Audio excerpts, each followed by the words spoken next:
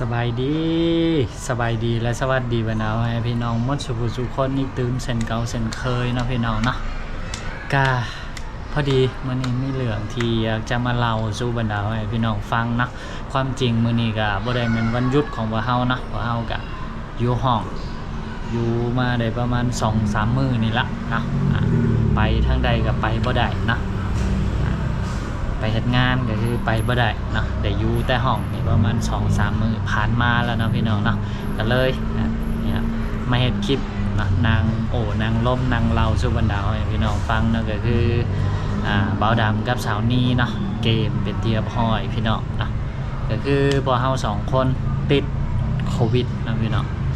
คือก่อนหน้านี้ก็มีอาการเนาะเป็นหวัดเจ็บคอแบบปวดกล้ามเนื้อนะคือสาวนี้เพิ่นเนี่ยอาการสิออกหลายก่อนเนาะคือสาวนี้เนี่ยมีไอมีน้ำมูกแบบทั้งวันเลยแต่ว่าบ่าวดำนี่สิมีเฉพาะแต่ตอนเช้ากับตอนแลงแล้วก็ส่วนอาการอื่นๆนี่บ่ค่อยออกเพราะปานใดเนาะสำหรับบ่าวดำโดยความสงสัยเนาะโดยความสงสัยของพวกเราอะไรก็เลยไปหาที่กวดเนาะก็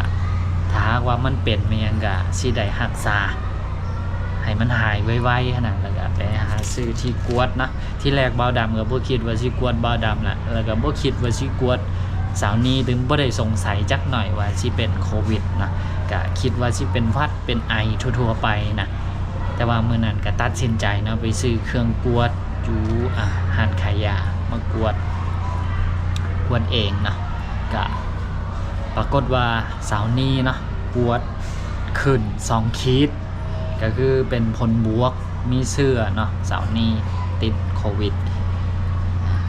เราบ่าวดำก็คิดว่าสิกวดบ่กวดบ่เจ้าของนะก็คิดไปคิดมาอยู่พักนึงแหละแล้วก็สุดท้ายก็เลยตัดสินใจกวดเพราะว่าพวกเฮา2คนน่ะอยู่นำกันกินข้าวกินน้ำก็คือกินน้ำกันบางครั้งก็กินน้ำห่วมจอกเดียวกันกินห่วมขวดเดียวกันนะก็เลยคิดว่าถ้าว่าสาวนี้ติดบ่าวดำแนวใดกันสิบ่เหลือเนาะก็เลยกวดพร้อมๆกันนั่นแหละสาวนี้กวดก่อนหูผลออกมาแล้วก็บ่าวดำกวดตามเนาะปรากฏว่าผลออกมาก็คือทั้ง2คนคือบ่รอดนะพี่น้องเกมทั้ง2คนเลยแต่บ่าวดำก็คือยังบ่แน่ใจเนาะคิดว่าเฮากวดเนี่ยมันอาจสิผิดพลาดหรือว่าแนวใดสินะแล้วก็มือต่อมาก็เลยไปห้องหมอเนาะไปกวดอีกบาทนึงก็หมอเพิ่นก็ถามนะว่าเป็นหยังบ่าวดำก็ตอบเพิ่นไปว่าสงสัยว่าสิเป็นโควิดบ่าวดำก็ยังบ่เชื่อไอ้ที่เฮากวดด้วยตัวเองนั่นแหละก็เลยไปหาหมอสุดท้ายก็คือบ่รอดทันหมอเพิ่นก็สรุปผลออกมาก็คือติดโควิดทั้ง2คนแล้วเพิ่นก็บงยาบงยังมาให้นะแล้วก็เพิ่นให้พวกเฮา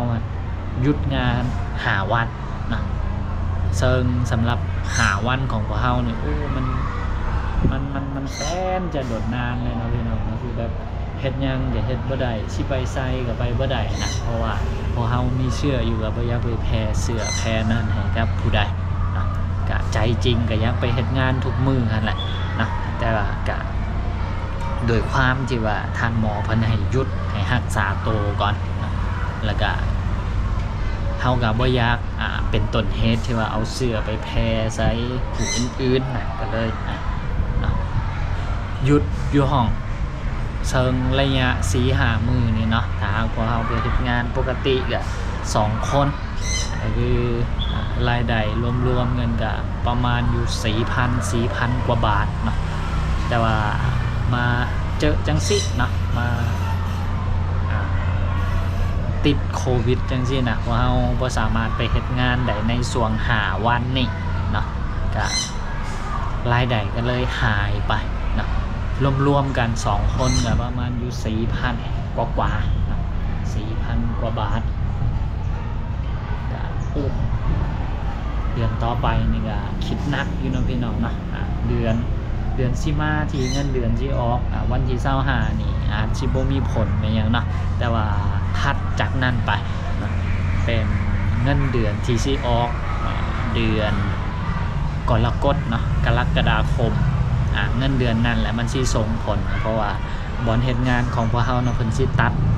วีคเงินเดือนออกก็คือทุกๆวันที่15ของเดือนเนาะซึ่งหลังจากวันที่15ปึ๊บพอเฮามากวดก็คือวันที่16พอเฮาบ่ได้ไปเฮ็ดงานเลยพี่น้องเนาะเริ่มตั้งแต่วันที่16เป็นต้นมาคือพอเฮาบ่ได้ไปเฮ็ดงานคือรายได้ของพวกเฮาเดือนถัดไปแล้วก็คือสิหายไปอยู่ประมาณ 4,000 กว่าๆเนาะ 4,000 สำหรับพวกเฮานี่มันเป็นค่าอยู่ค่ากินทั้งเดือนเลยนะคือรายได้ส่วนนี้หายไปพวกเฮาก็จะต้องได้รับภาระหลายขึ้นเนาะภาระเรื่องค่าใช้จ่ายนะก็หนักใจอยู่พี่น้องเนาะพวกเฮากับบ่ฮู้คือกันว่าเพิ่นสิมีนโยบายให้พวกเฮาบ่สำหรับบอนเฮ็ดงานนะคือแต่ก็ต้องยอมรับกันตามความเป็นจริงแล้วพวกเฮาก็ติดเนาะท่านหมอเพิ่นให้หยุดพวกเฮาก็หยุดตามที่ท่านหมอเพิ่นแนะนำก็ส่วนเรื่องค่าแห้งค่าอยู่ค่ากินก็เฮาก็อาจสิบ่ได้เก็บเงินจักเดือนนึงอาจสิได้เก็บแต่ก็อาจสิบ่หลายก็บ่เป็นหยังเนาะไว้เป็นเดือนถัดไปก็ถ้าว่าทุกอย่างมันบ่มีปัญหาจังซี่บ่มีความยุ่งยากจังซี่เข้ามาพวกเฮาก็อาจสิได้เก็บเงินเก็บคำตามปกติเนาะของพวกเฮาก็คือเงินเดือนออกมาเดือนก็สิแบ่งใช้แบ่งจ่ายอยู่ประมาณ 6-7,000 ต่อเดือนนั่นน่ะเนาะเดือนต่อไปก็บางทีก็อาจสิพยายามใส่จ่ายให้มันหน่อยลงแล้วก็ลดพรค่าใช้จ่ายอื่นๆเพื่อที่ว่าสิให้มันได้เงินเก็บ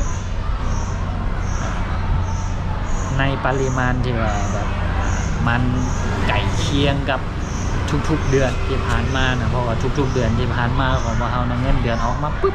พวกเฮาก็สิหักค่าใช้จ่ายออกมาประมาณ6-7,000 ต่อเดือนแล้วก็ส่วนที่เหลือเท่าใดก็คือเก็บเบิดนะแต่มันในเมื่อมันเป็นจังซี่มาพวกเฮาก็น่าจะต้องได้เปลี่ยนแผนเนาะก็อาจสิ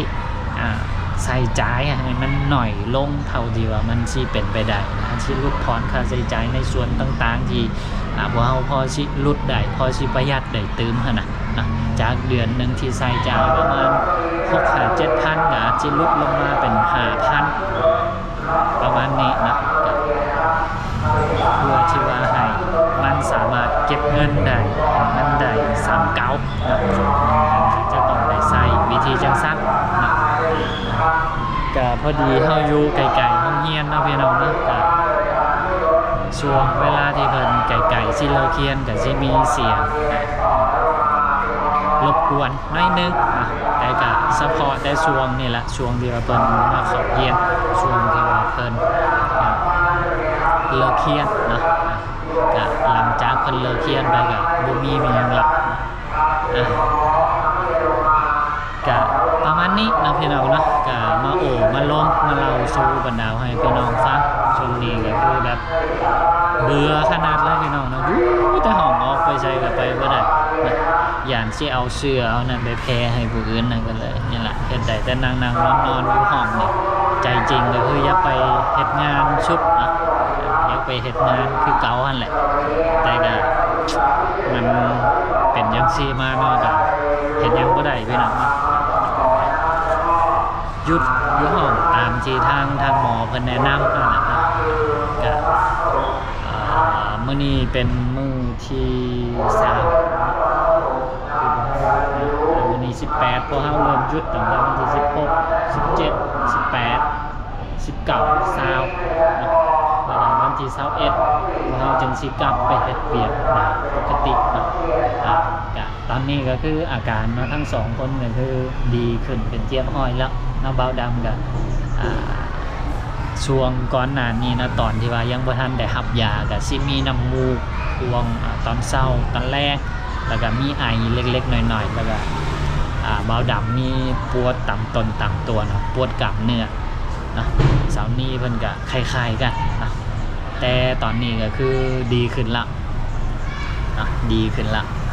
แต่ก็ยังบ่ทันได้กวดคืนเด้อโควิดนี่ หายหรือยังหรือว่ายังบ่ทันหายแต่อาการทุกสิ่งทุกอย่างก็คือเริ่มดีขึ้นแล้วเนาะบ่ดำนี่แบบเกือบปกติทุกอย่างเราสิเหลือก็เล็กๆน้อยๆเนาะปวดตามต้นโตกแล้วก็มีอันนั้นนะเสมหะแบบภาษาไทยนะมีน้ำมูกมีขี้กระเทอในช่วงยามเศร้าๆแล้วก็ช่วงแรงๆน้อยนึงนอกนั้นก็คือบ่มีเมียงน่าเป็นห่วงนะสำหรับอาการของพวกเราสองคนตอนนี้นะกับประมาณนี้สำหรับ EP นี้ก็มามาลบเนาะมาเล่าสู่กันดาวให้พี่น้องฟังเกี่ยวกับนี่แหละนะ